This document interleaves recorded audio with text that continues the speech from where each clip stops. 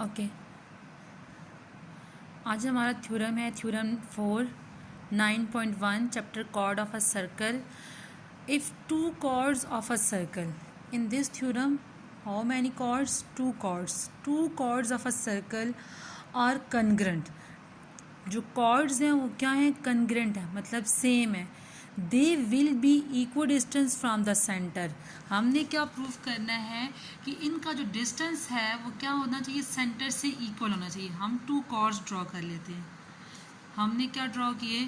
To chords. और सबसे पहले हमने क्या ड्रॉ किया? एक सर्कल ड्रॉ किया. तो हम यहाँ पे लिखेंगे draw a circle with centre O. हमने एक सर्कल ड्रॉ किया विथ सेंटर ओ. देन हमने टू कॉर्ड्स ड्रॉ किए हैं. एक हमने कॉर्ड का नाम दे दिया ए बी और सेकंड कॉर्ड को हमने नाम दे दिया सी डी. एंड लिखेंगे draw A B and C D और two chords of a circle which is congruent.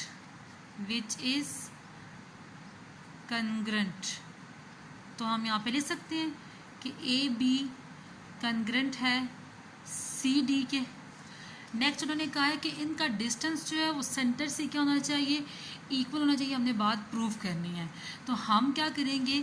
हमने ये बात प्रूव करनी है ना कि ओ से लेकर यहाँ तक हम एक पॉइंट ले लेते हैं ओ एच, और यहाँ पे हम एक पॉइंट ले लेते हैं ओ के, कि इसका डिस्टेंस सेंटर से क्या होना चाहिए? इक्वल होना चाहिए. फिर हमने थ्योरम पढ़ा था, थ्योरम नंबर 3, उसमें हमने कहा था कि जो आप सेंटर से जो एक लाइन ड्रॉ करते हैं वो किसी भी कॉर्ड पे क्या होती है? परपेंडिकुलर होती है. ठीक है. फिर आपने अपने थ्योरम नंबर 3 में पढ़ा था कि आप सेंटर से जो भी लाइन ड्रॉ करते हैं उसका जो डिस्टेंस होता है वो कॉर्ड से क्या होता है? परपेंडिकुलर होता है. ये देखो, ये perpendicular from the centre of a circle on the chord bisected. जो कि जो लाइन परपेंडिकुलर हम ड्रॉ कर रहे हैं वो कॉर्ड ए बी पे क्या होगी? परपेंडिकुलर होगी. तो जो भी लाइन सेंटर से ड्रॉ हो रही होती है वो हमेशा कॉर्ड पे क्या होती है? परपेंडिकुलर होती है. आपने बात याद रखनी है.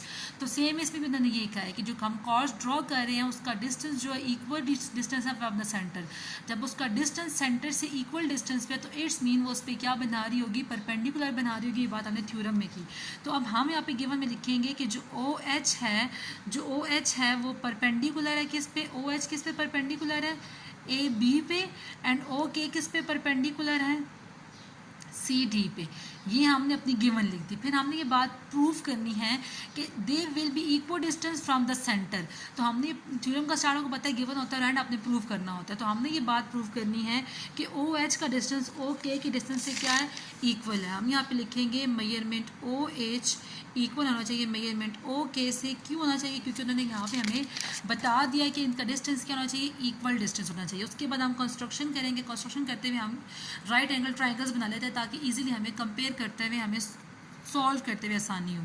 हम यहाँ पे लिखेंगे O join O with C and ए.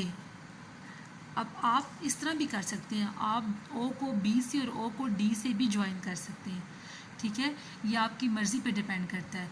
आपने अगर कॉर्ड ऐसे ड्रॉ किए हैं, आप अपना जो कॉर्ड है वो आप ऐसे भी ड्रॉ कर सकते हैं, ठीक है. ये भी ए बी हो गया, ये सी डी हो गया, ये ओ हो गया, ये एच हो गया, ये के हो गया. मतलब आप अपने कॉर्ड ऐसे भी ड्रॉ करके डायग्राम बना सकते हैं. देन इसको इस तरह से ज्वाइन करके इसको इस तरह से भी ज्वाइन कर सकती हैं. बट आपकी ऐसे डायग्राम बनी थी तो मैंने ऐसे बनाई, बट आप अपने डायग्राम को ऐसे भी बना सकते हैं. नेक्स्ट अब हम क्या लिखेंगे इसमें कंस्ट्रक्शन में? क्या लिखेंगे? Join O with A and C. अब हम भी प्रूफ की तरफ आते हैं. हम सबसे पहले राइट एंगल ट्राइंगल को डिस्कस कर रहे थे. हम कहते हैं कि हमने ओ एच ड्रॉ किया which is perpendicular to A B, मतलब O H bisect A B. हम यहाँ पे लिखेंगे O H bisect A chord A B.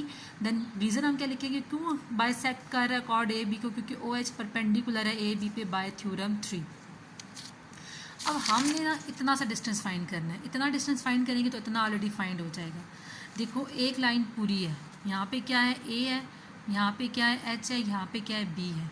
मैंने ए एच का डिस्टेंस फाइंड करना है. अगर पूरी लाइन 1 है, पूरी लाइन कितने सेंटीमीटर है, 1 सेंटीमीटर है, इट्स मीन हाफ यहाँ होगी, हाफ यहाँ होगी। हम ए एच फाइंड कर रहे हैं, तो ए एच किसकी इक्वल होगा, हाफ ऑफ पूरी लाइन कितनी है, ए बी, तो ए एच किसकी इक्वल होगा, हाफ ऑफ ए बी के इक्वल होगा। ए एच जो है वो किसकी इक्वल होगा, हाफ ऑफ ए बी के, क्योंकि इतना डिस्टेंस फाइंड करें तो इतना डिस्टेंस किस हाफ है ना, तो इतना डिस्टेंस किस हाफ की इक्वल होगा, ए बी को अगर हाफ करेंगे तो वो किसकी इक्वल आएगा, ए एच को।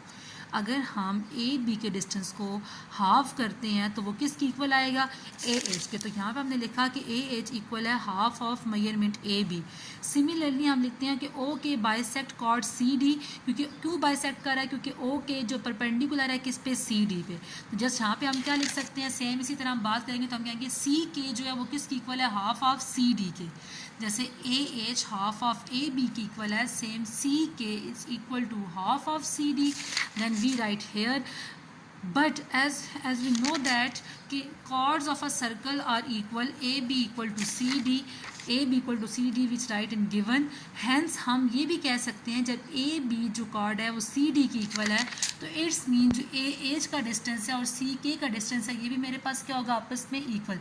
जब chords इक्वल है इट्स मीन उनका जो हाफ ऑफ डिस्टेंस है वो भी क्या होगा, मेरे पास इक्वल होगा। a h इक्वल है c k। नाउ यहाँ तक हमने 1 2 3 को यूज़ करते हुए इतना एक रिजल्ट दे दिया। Next is now in right angle triangles. अब आपको पता है कि इसमें कौन से ट्राइंगल्स बन रहे हैं, राइट, जिसमें एक एंगल 90 का होता है तो वो कौन सी ट्राइंगल होती है, राइट एंगल ट्राइंगल होती हैं। तो यहाँ पे मेरे पास क्या आएगा, ओ एच ए और ओ सी के, मेरे पास 2 राइट एंगल्स ट्राइंगल है। सबसे पहले जो ओ सी और ओ ए है, ओ से आपको पता है सेंटर से सर्कल के किसी भी पॉइंट तक का डिस्टेंस क्या कहलाता है, रेडियस कहलाता है। तो ओ ए इक्वल है ओ सी के, तो हाइपोटेन्यूज ओ ए इक्वल है ओ सी के, तो ये मेरे पास क्या है, रेडिया का सर्कल है।